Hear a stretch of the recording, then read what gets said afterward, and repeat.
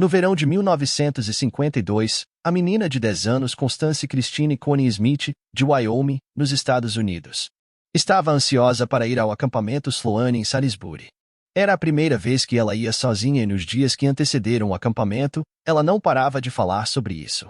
No acampamento, também parecia estar se divertindo, então foi bastante estranho que em 16 de julho de 1952 ela tenha deixado repentinamente o acampamento por conta própria e desaparecido sem deixar rastros. O que aconteceu com Coney Smith? Como ninguém sabia para onde ela foi? Este caso começa em Wyoming, em 11 de julho de 1942, quando Constance Christine Coney Smith nasceu. Ela era a filha mais nova de Peter Franklin Smith e Ellen Jensen. O casal também tinha outro filho, Nelson Jensen Smith, que era 3 anos mais velho que Coney. Peter Franklin Smith, o pai de Coney, era filho do ex-governador de Wyoming. Ellen Jensen, sua mãe, também era de uma família bem estabelecida. Então, Coney e seu irmão Nelson não foram negligenciados. No entanto, os pais de Coney não estavam felizes um com o outro e, com o tempo, as coisas entre eles azedaram e eles finalmente se divorciaram em 1949. Coney tinha apenas 7 anos na época, mas mesmo durante o divórcio, Coney, sua mãe e seu irmão continuaram a morar na fazenda em Sundance, que pertencia ao seu pai. Seu pai, Peter Franklin Smith, mais tarde se casou novamente e teve mais 2 filhas, mas apesar do novo casamento de Peter, isso não afetou seu relacionamento com Coney, já que ele a visitava frequentemente. No verão de 1952, Ellen decidiu encontrar sua família em Greenwich e levou Coney junto. Ao chegar em Greenwich, Coney conheceu seus avós, Carl e Esther Jensen, e sua tia Ruth Jensen McWilliams. Durante um encontro familiar, Ellen, mãe de Coney, decidiu que seria melhor para sua filha ir para um acampamento de verão para evitar o tédio e se divertir, então ela inscreveu Coney em um programa de acampamento no acampamento Sloan, que na época era administrado pela Associação Cristã de Jovens do Condado de Westchester. Naqueles dias, o acampamento Sloan era bem conhecido. Embora tenha sido fundado em 1928, ele manteve seu nome ao longo do tempo. Agora, o acampamento está localizado na cidade de Lakeville. Para chegar lá, era preciso passar por uma floresta. No entanto, o local tinha várias rotas naturais amigáveis para acampamentos. Também ficava perto de algumas colinas que eram visíveis do acampamento. Os criadores do acampamento colocaram um forte foco nas opiniões dos campistas desde o início, dizendo que recrutavam apenas os melhores e mais qualificados funcionários. Foi isso que inicialmente atraiu a atenção de Ellen para o acampamento quando ela ouviu sobre o programa. Coney partiu para o acampamento em julho, embora a data precisa seja desconhecida. Apesar disso, sabemos que ela estava bastante ansiosa para frequentar o acampamento. Ela era uma menina gentil que se dava bem com crianças e adultos e também adorava animais, especialmente cavalos. Quando ela chegou ao acampamento, parecia estar realmente entusiasmada, pois estava encantada com as várias atividades programadas para o acampamento, incluindo um show de cavalos e uma dança quadrada. Em 13 de julho, Coney foi visitada por sua mãe e seus avós maternos.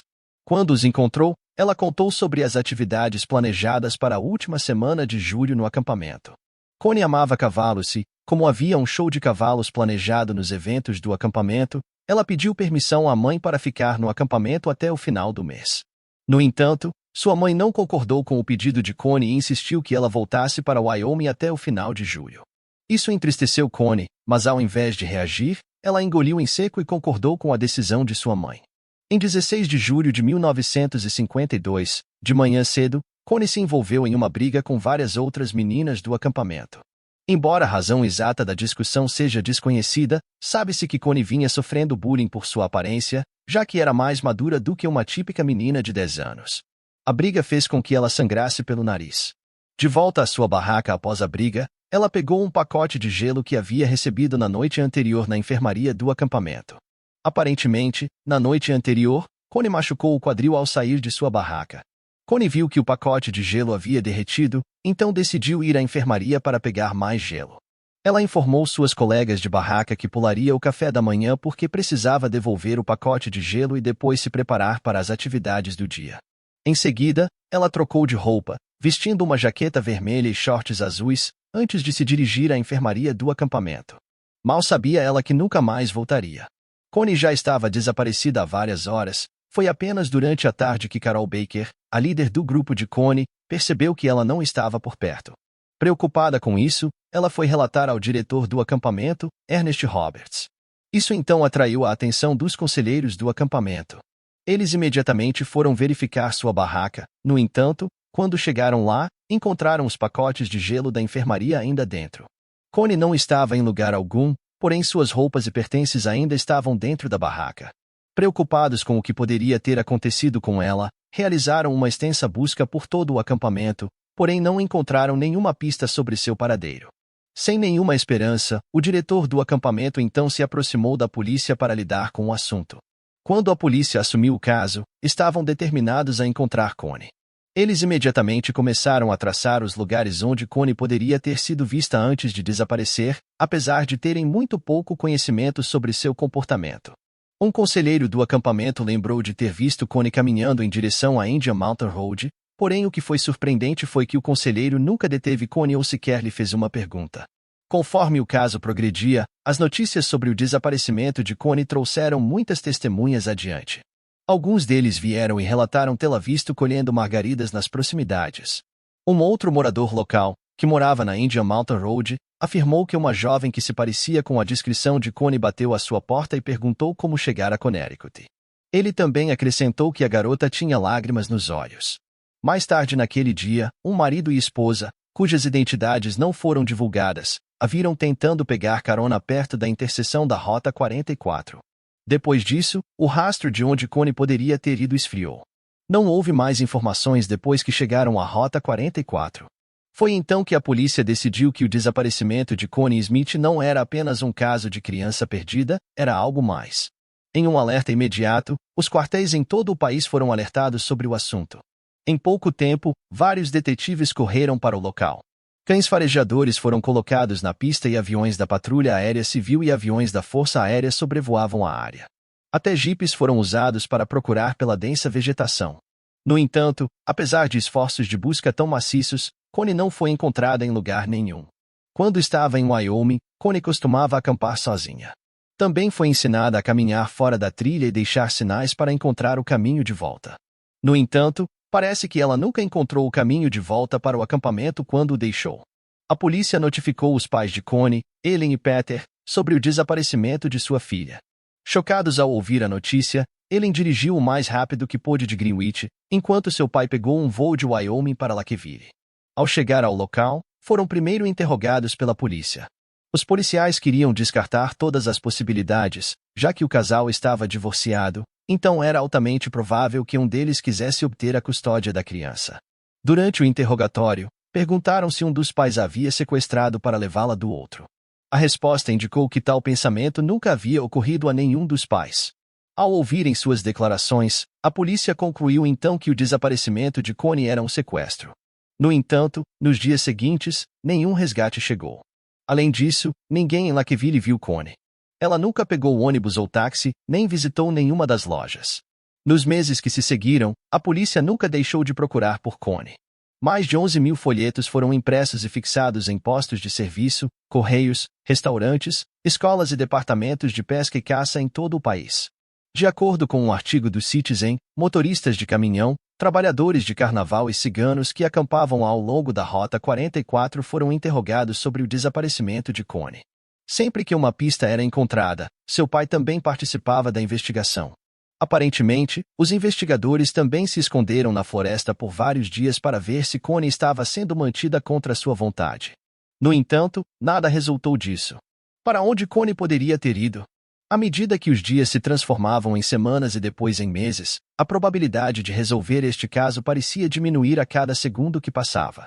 Em 1951, um ano antes de Connie desaparecer, William Henry Redmond, um ex-funcionário de um parque de diversões, estrangulou Jane Marie Altoff, uma garota da Pensilvânia de 8 anos. Foi dito que Redmond estava na área de Lakeville no dia em que Connie desapareceu. Léo Turcotte, um ex-patrulheiro estadual, confirmou esta informação. 3 anos depois do desaparecimento de Connie, em 1955. Léo lembrou-se de receber uma dica telefônica anônima de um homem em Montreal que afirmava ter trabalhado em um parque de diversões na área de Lakeville e ter conhecimento do desaparecimento da menina. No entanto, descobriu-se ser uma farsa quando a polícia investigou a situação. Redmond foi detido pelo assassinato de 1951 da garota e recebeu a sentença máxima.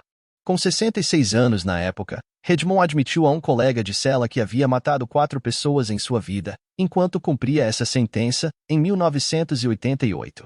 Ele passou por um exame de polígrafo, em relação ao desaparecimento de Connie, mas nada foi constatado e Redmond morreu na prisão em 1992. Em abril de 1953, de acordo com o relatório do caso da polícia, confirmado pelo detetive Downs, que foi designado para o caso de Connie Smith, ele recebeu uma dica e uma confissão de um vendedor ambulante de joias, Frederick Pope. Ele disse que sabia onde Connie Smith estava. Pope alegou que ele e um associado, Jack Walker, pegaram Connie na Rota 44 prometendo dar uma carona de volta para Wyoming. Pope afirmou que Walker matou Connie no Arizona e que ele mesmo depois matou Walker com uma barra de ferro. Isso tudo parecia ouro para os detetives no caso de Connie Smith. No entanto, após uma análise mais profunda, a história desmoronou, pois não havia registros de Jack Walker. Pope mais tarde admitiu que a história era uma farsa e foi descartado como suspeito. Nos anos seguintes, houve mais pistas e suspeitos ligados ao desaparecimento de Connie. Um deles foi um homem chamado George Davis, que em 1957 cumpria pena e aguardava a execução pelo brutal assassinato de 2 meninas chamadas Katani Boivin e Brenda Doucet em Connecticut. Enquanto apodrecia na prisão, ele se apresentou para admitir que também tinha matado Connie Smith e enterrado seu corpo na margem do rio Naugatuck. No entanto, a polícia não conseguiu encontrar o corpo. Mais tarde, eles perceberam que Davis na verdade estava fornecendo informações falsas. Quando confrontado pela polícia, Davis revelou que tinha inventado toda a história sobre Connie Smith. Outro suspeito investigado foi August EPP. Ele era o zelador e porteiro do acampamento na época, mas também tinha antecedentes criminais. No dia em que Connie desapareceu, ele afirmou ter visto Connie colhendo margaridas enquanto caminhava. Quando questionado pelos policiais sobre por que não a deteve, ele respondeu dizendo que achava que Connie não era uma acampadora, já que fisicamente era mais madura do que uma menina de 10 anos típica. A aparência de Connie, vinda de uma fazenda, o enganou. Mas devido ao seu histórico criminal, August foi interrogado sobre o assunto. No entanto, como a polícia não viu evidências que pudessem vincular August ao desaparecimento de Connie, ele foi eventualmente descartado como suspeito. O desaparecimento de Connie Smith sempre esteve na mente da família, especialmente de Peter Smith, o pai de Connie. Ele consultou médiums em certo momento. Uma fonte afirma que Peter procurou uma mulher chamada Lady Wonder, conhecida por suas habilidades psíquicas. Naquela época, ela supostamente usou suas habilidades para resolver o caso de um menino desaparecido de 4 anos chamado Danny Matson em Massachusetts, o que a levou à fama. Ao ouvir o que Lady Wonder poderia fazer, Peter Franklin Smith, o pai de Connie, procurou seus serviços. No entanto, quando Lady Wonder tentou usar suas habilidades psíquicas, ela não viu nenhum sinal de Connie em suas visões. Surpreendentemente, Lady Wonder mais tarde admitiu ter inventado todas as informações sobre o caso do menino desaparecido, que haviam levado à sua fama. Aconteceu que foi apenas uma coincidência ela ter conseguido resolver o caso. No entanto, em relação ao desaparecimento de Connie Smith, ela revelou que não sabia de nada sobre isso. Isso deixou Peter desanimado e levou o caso a outro beco sem saída. Conforme os anos se passaram, a investigação sobre o caso do desaparecimento de Connie Smith teve algumas pistas. Uma dessas pistas foi em 1958, quando a polícia conseguiu desenterrar os restos esqueléticos de uma menina em um lugar chamado Skinner Ridge, no Parque Nacional do Grand Canyon. O corpo encontrado estava em decomposição, sem roupas e deitado de bruços. Os investigadores afirmaram que o corpo poderia estar lá possivelmente há mais de um ano. Também foram encontradas outras coisas ao lado do corpo, como roupas, um pente e uma lixa de unha. Poderiam esses ser os restos de Connie? Os investigadores não puderam determinar isso, já que o rosto e outros marcadores físicos que poderiam identificar a garota estavam todos em decomposição. Portanto, o corpo da garota foi rotulado como Pequena Senhorita X. Quando a família de Connie soube sobre as notícias da Pequena Senhorita X, isso chamou sua atenção e desencadeou uma investigação completa. No entanto, depois de 4 anos, em 1962, descobriu-se que os restos esqueléticos na verdade não pertenciam a Connie Smith. A evidência foi examinada por um cirurgião dentista do Colorado, Dr. David Berman, e um patologista, Dr. George Ogura, deixou claro que os ossos não pertenciam a ela, conforme relata a Associated Press. Embora os achados dentários tenham indicado que 3 obturações da mesma técnica e material usados pelo dentista da família na época foram encontradas, a possibilidade de ser Connie foi descartada. A busca por Connie também levou sua mãe, Ellen, a oferecer 2 recompensas. Uma recompensa foi oferecida para o seu retorno e a outra para o seu paradeiro. No entanto, apesar de oferecer uma recompensa generosa, ninguém se apresentou com qualquer informação. Esses becos sem saída no caso trouxeram angústia tanto para a família de Connie quanto para os investigadores da polícia. No entanto, apesar dos esforços fracassados, a polícia tinha alguns suspeitos em relação ao desaparecimento de Connie Smith. Alguns anos depois, em 2002, um artigo apresentou uma nova pista que a polícia iria investigar. Carol Andrews, que antes era conhecida como Carol Baker, veio à tona em relação ao caso. Ela também era ex-líder do grupo de Connie na época do desaparecimento. Quando a polícia se aproximou dela e pediu uma declaração sobre o assunto, ela revelou que tinha conhecido 2 homens intimidadores durante sua estadia no acampamento. Enquanto contava sua história, ela lembrou que, no acampamento, enquanto ela e sua irmã brincavam juntas, 2 homens se aproximaram e tentaram conversar com elas. No entanto, ao vê-los, Carol e sua irmã se esconderam, pois ambos pareciam sinistros e assustadores. Quando os 2 homens foram embora, eles entraram em um carro com uma placa que era de Nova York. Os 2 homens que apareceram aparentemente eram bandidos que haviam roubado o veículo. No entanto, quando a polícia tentou investigar mais sobre quem eram, nada pôde ser encontrado. A família de Connie ficou muito traumatizada com a experiência. Seu irmão, Nelson Smith, nunca se recuperou completamente do desaparecimento de sua irmã. Aos 13 anos, ele teve que lidar com muito trauma. O desaparecimento de sua irmã o fez questionar muitas coisas. Por outro lado, o pai de Connie nunca desistiu de encontrar sua filha, mesmo depois de se casar novamente. No entanto, com nenhuma pista, a probabilidade de o caso de Connie nunca ser resolvido parece alta. Infelizmente, em 22 de fevereiro de 2012, Peter Franklin Smith, pai de Connie, faleceu sem nunca saber o que aconteceu com sua filha. Ellen Jensen, mãe de Connie, por outro lado, nunca se casou novamente. Ela também nunca desistiu de encontrar sua filha. No entanto, aos 47 anos, ela sofreu uma parada cardíaca. Fontes afirmaram que ela estava muito desanimada e deprimida após o desaparecimento de sua filha. Nelson Smith, irmão de Connie, assumiu o caso para descobrir o que poderia ter acontecido com sua irmã depois que seu pai faleceu em 2012. Nelson era articulado e perspicaz e assumiu o manto de seu pai com grande determinação e coragem. Em 1954, quando soube da descoberta dos restos esqueléticos da menina, ele teve uma visão mais otimista. Embora os restos tenham sido encontrados no Grand Canyon, a 4.000 quilômetros de distância de Lakeville, Nelson queria preservar a evidência e coletar o DNA. No entanto, sua mãe descartou a ideia de levar adiante a investigação dos restos. Outras fontes sugerem que o caso do desaparecimento de Connie Smith sugere que Connie provavelmente foi vítima de crime. Na época, crimes como esse eram vistos com frequência, especialmente no grupo demográfico de meninas de 10 a 13 anos. Embora o caso seja muito triste e perturbador, se um caso semelhante ocorresse na atualidade, eventualmente seria resolvido.